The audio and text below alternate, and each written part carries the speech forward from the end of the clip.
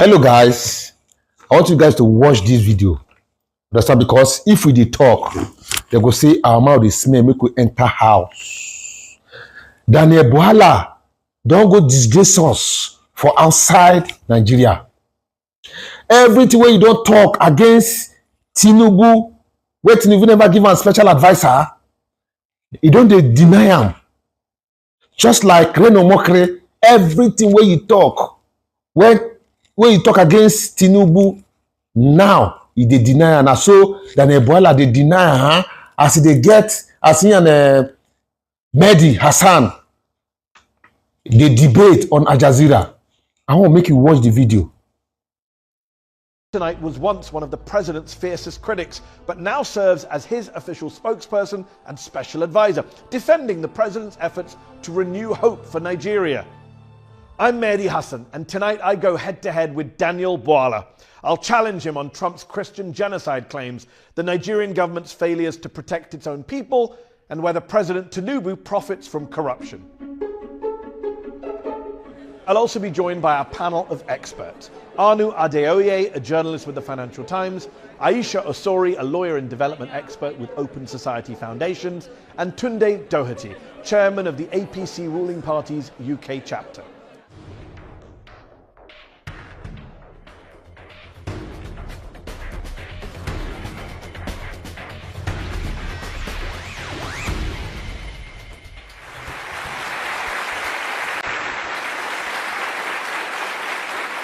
Daniel Bwala, thank you so much for joining me on Head to Head.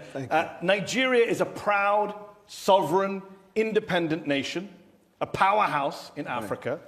So why did you just let Donald Trump and the United States bomb your country on Christmas Day? The United States government did not bomb our country. The decision by the US government was anchored on the intelligence sharing between Nigeria and the United States and the agreement on the operation. So Donald Trump just didn't bomb Nigeria on his own whim? No.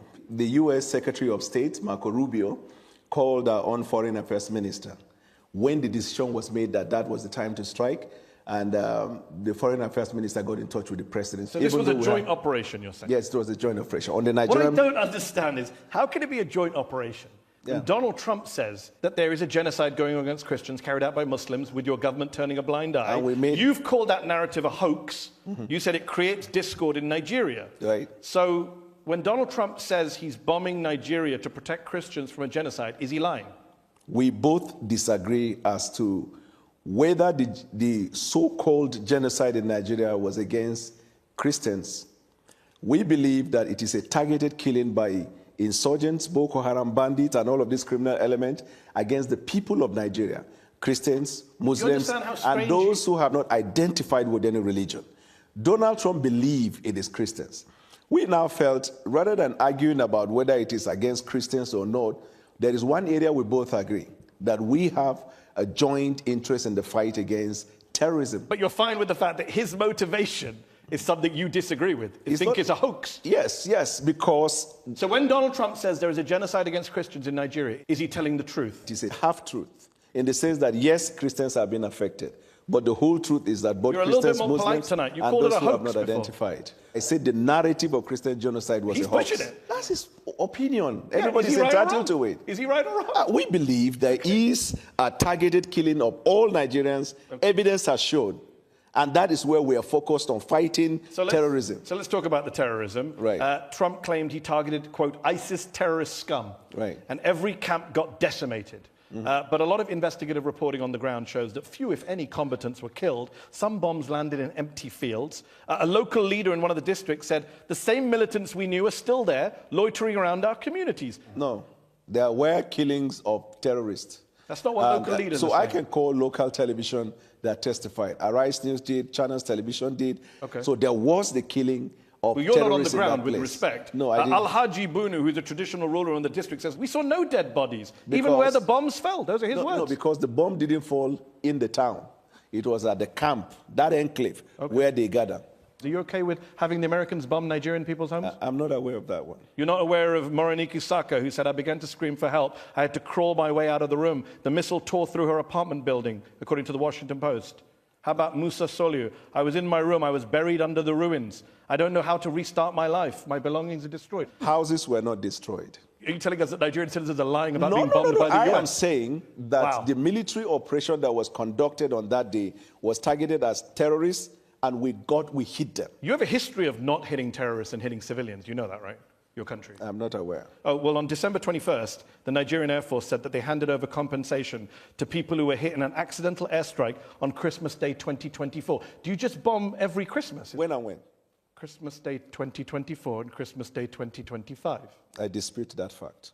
We'll take it up with the Nigerian Air Force. Let me ask you this. Since President Tinubu came to office in 2023, the situation has worsened in your country. You have a mixture of militant groups, you have bandits, you have clashes between herders and farmers. We also have Nigeria is now incursion of foreign interest in Nigeria. Nigeria is now the 5th deadliest country in the world. Are you proud of that record? I acknowledge the fact that we have insecurity in Nigeria, and until the hoax narrative of the Christian genocide, then we began to see back-to-back attack in Nigeria. We had for the first 2 years of the president's administration a substantial peace in Nigeria. Actually, the number of deaths went up on the president's watch. After this incident of a Christian genocide. And by the way, when did that begin? There is no country of the world today that is free from insecurity. No, there I are agree. parts of London that's why you can't go in the evening. Okay, but we're not bombing London to root out militant training camps. But you have had so many of the bombing on behalf of the United Kingdom by the United States. Since you're making rather spurious comparisons. No, the context 11,000 people were killed in conflict in Nigeria in 2025. That is up from 8,700 in 2023. That is a 26% increase in the number of Nigerians killed since your party and your president came to office. That's a pretty awful record. It's awful. And we're fighting hard day and night. But that's one of the reasons why the president traveled to Turkey, where we had bilateral agreement to deal with insecurity. That's why we're cooperating with the United States of America. That's why we're cooperating with any country of the world. The reason is because since 9/11, terrorism is a global phenomenon. Agreed. And so every country is involved in it. But it's getting worse in Nigeria. That's the problem. I can't say it is getting worse. You just agreed with me when I gave you the numbers. No, I said 8,700 killed in 2023, right. 11,000 killed in 2025. That's getting worse. How many people were killed in the United States last year? In conflict-related violence, probably. So this is not a conflict. This is an act of terrorism. Okay. So how many people were killed in the United States in terrorism? Excuse me, sir. It wasn't 11,000. This is part of what Donald Trump many years ago in his first term classified the Western media as what? Fake news. The reason is because context matter. This is not Western media. You are well aware. This is not Western media. Yes, I understand. But this is the Armed Conflict Location and Event Data, ACLED, the most respected group that counts conflict-related violence around the world. Let me ask you, where there is a terrorist attack, I could also give you another source. Conflict? I mean, National Human Rights Commission. This is a Nigerian group. 2,266 people were killed by bandits or insurgents in the first half of 2025. That's more than were killed in all of 2024. You are failing. Amnesty International says you are failing at security. The numbers don't lie. It's unfortunate, and as a government, and it's getting worse. We're working day and night and it's to deal getting with worse. that situation. I don't agree to the fact that it's getting worse. How can it not get worse if more people die in 1 year than the previous year? Context matters. What's the context? The context is not getting worse. What? Yes. The context is not getting worse. The context is that it is not getting worse because you see, this is a water, right? Okay. If you have the water half, you could say half glass filled or half empty. Yeah. Isn't it right? Yeah. So the Western media always see Nigeria, Africa, and some of the activities in Africa as half empty. Excuse me. But we see it as half full because when we look at it, and when I say context matter, before the president took the oath of office, we knew the situation in Nigeria. And you made it worse. When he made the decision to take bold step to put Nigeria in better trajectory, we were well aware of the fact that it was going to incense lots of people. Okay. We are also You've aware... made your point. I get the glass half full. I get the context. I also understand basic mathematics. Let me ask you this.